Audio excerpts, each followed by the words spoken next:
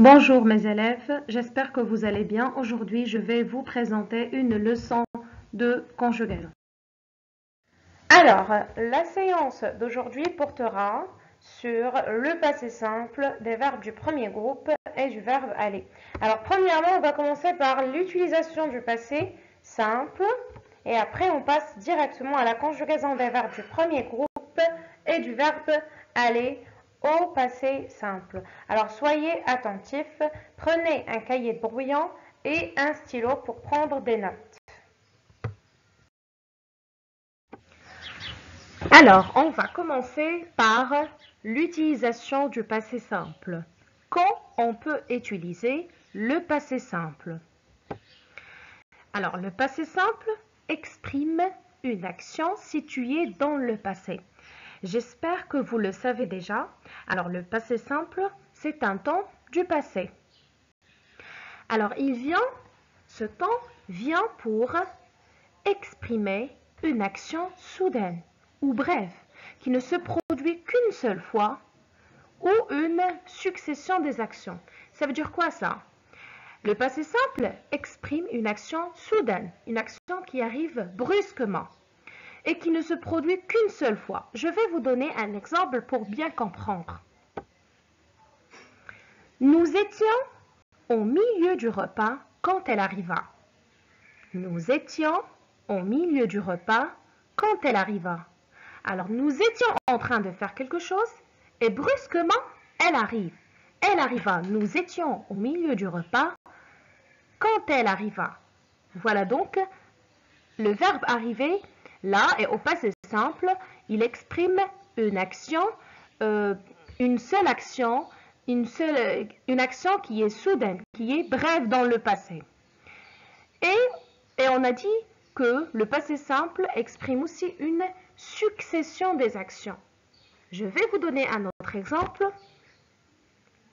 Sarah marcha, courut, puis s'envola. Donc regardez, on a marcha, couru, puis s'envola. Il y a une succession des faits, il y a une succession des actions. D'accord? Alors je répète, le passé simple, c'est un temps de passé. Il vient pour exprimer une action soudaine ou brève qui ne se produit qu'une seule fois ou bien une succession des actions. Et j'ajoute aussi que ce temps, c'est-à-dire le passé simple, est aujourd'hui absent de la langue parlée. Ça veut dire quoi absent? Alors, on ne peut pas entendre quelqu'un qui parle et qui utilise le passé simple. Alors, le passé simple est un temps qu'on n'utilise pas à l'oral. On l'utilise seulement à l'écrit. Et si vous lisez des livres en français, des romans par exemple, des histoires littéraires surtout, vous trouverez que l'écrivain utilise le passé simple. Mais on ne l'utilise pas à l'oral, on l'utilise à l'écrit. Maintenant, alors, la conjugaison des verbes du premier groupe au passé simple. Alors, la conjugaison des verbes du premier groupe au passé simple. Alors, les verbes du premier groupe, donc vous savez déjà que les verbes du premier groupe, ce sont les verbes qui se terminent par ER, sauf le verbe aller. Alors, au passé simple, il se termine par et, a, am, at, r. Bien sûr, sans oublier de mettre accent circonflexe sur le a dans la première et la deuxième personne de pluriel. D'accord? Alors, la conjugaison des verbes du premier groupe au passé simple est très facile. Il suffit d'enlever la terminaison de l'infinitif et d'ajouter à chaque fois les terminaisons du passé simple, qui sont, je répète, et, ai, a, as, a, am, at, r. Alors maintenant, donnez-moi des exemples des verbes du premier groupe.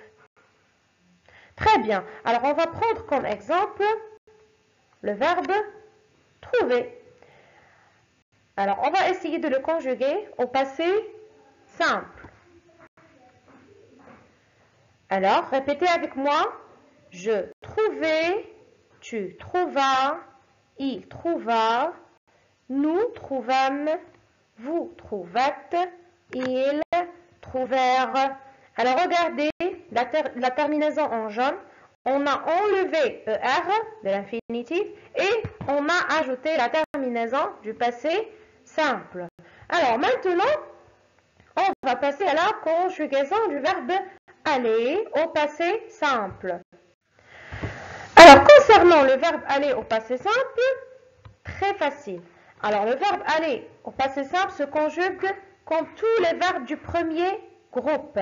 Alors, on va essayer de le conjuguer ensemble. Voilà. J'allais, tu allas, il alla, nous allâmes, vous allâtes, ils allèrent. Alors, vous avez remarqué, on a seulement enlevé le ER, c'est-à-dire la terminaison de l'infinitif, et on a ajouté les terminaisons du passé simple, qui est, je répète,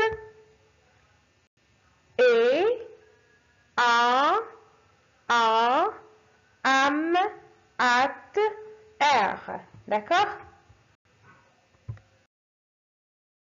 Alors, maintenant, on va voir la conjugaison des verbes qui se terminent par C, G et G au passé simple.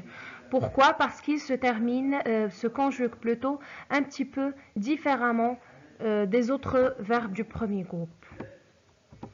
Par exemple, les verbes qui se terminent par C, CER.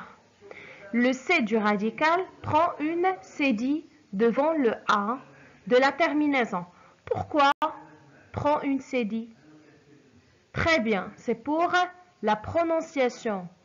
Parce que C plus A, ça se prononce K. Alors, on ajoute cédille pour ne pas prononcer K. On a aussi les verbes qui se terminent par G.